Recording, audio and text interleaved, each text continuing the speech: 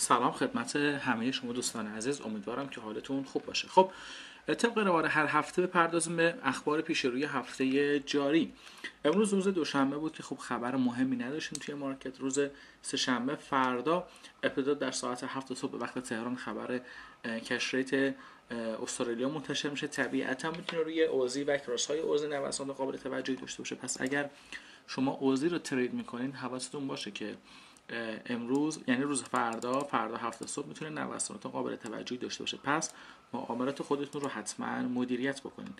روز سه‌شنبه فردا ساعت 5 ما خبر پی ام آی رو داریم، شاخص پی ام آی که از ناحیه امریکا منتشر میشه. این خبر هم مهمه اما نوسانات خیلی زیادی نداره که فرض کنیم 30 پیپ 40 پیپ ممکنه توی یورو دلار اثر بذاره. نوساناتش حداقلی هست، در حد 15 تا 20 پیپ میتونه نوسان داشته باشه. پس بهتر هست دوستانی که اسکالپر هستن حواسشون به این خبر مهم باشه تا معاملات خودشون رو مدیریت بکنن. روز سه‌شنبه، روز چهارشنبه خبر خاصی نداریم.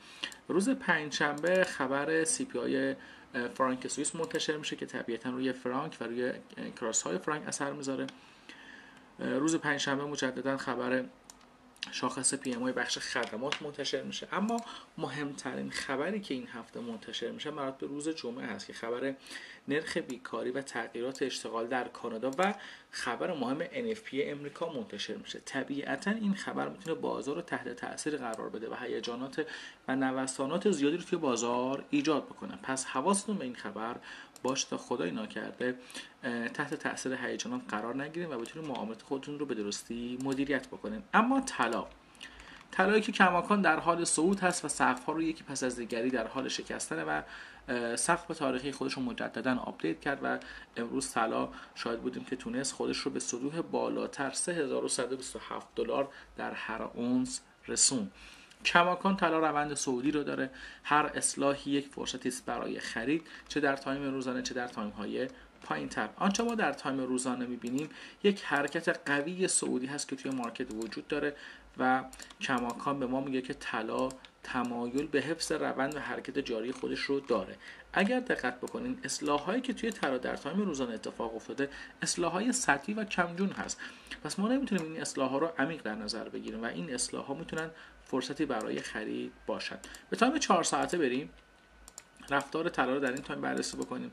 باز در تایم 4 ساعته ببینیم که قیمت اصلاح‌های سطحی و کم عمق رو انجام میده و مجددا به سمت ترازهای بالاتر حرکت میکنه. فکر میکنم ما شاهد این باشیم که در ادامه، البته اگر خبرهای خوبی مبنی بر توقف جنگ روسیه و اوکراین، مذاکرات ایران و امریکا، آتشبس حماس و اسرائیل، اگر خبرهای خوبی از این حوزه ها منتشر بشه نشون دهنده کاهش تنش های سیاسی و نظامی در سطح جهان خواهد بود و این کاهش تنش ها میتونه فرصتی برای اصلاح آرام و اندک طلا فراهم بکنه. در غیر این صورت، چنانچه این تنش ها در حال افزایش باشه، ما شاهد این خواهیم بود که طلا حتی بتونه سطوح 3200 دلار 3300 دلار رو هم به خودش ببینه در ادامه.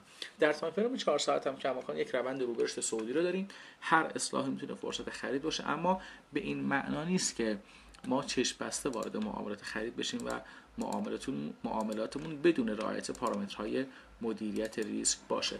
در تایم 15 دقیقه هم همونطور که ملاحظه می‌کنین ما نقدینگی عظیم اینجا داریم، نقدینگی زیادی اینجا تشکیل شده و قیمت در حال شکستن سقف‌های بالاتره. همونطور که می‌بینین نقدینگی کمی مصرف شده و نقدینگی بیشتر ساخته شده و اصلاح‌های ما از جنس اصلاح‌های سطحی و کم عمق هستند. لذا میگیم تا زمانی که این روند تمایل داره به حرکت صعودی خودش ادامه بده، دیدگاه ما هم خرید خواهد بود. 80% تلاش برای شکست روند فکر خواهد بود و ناکامه.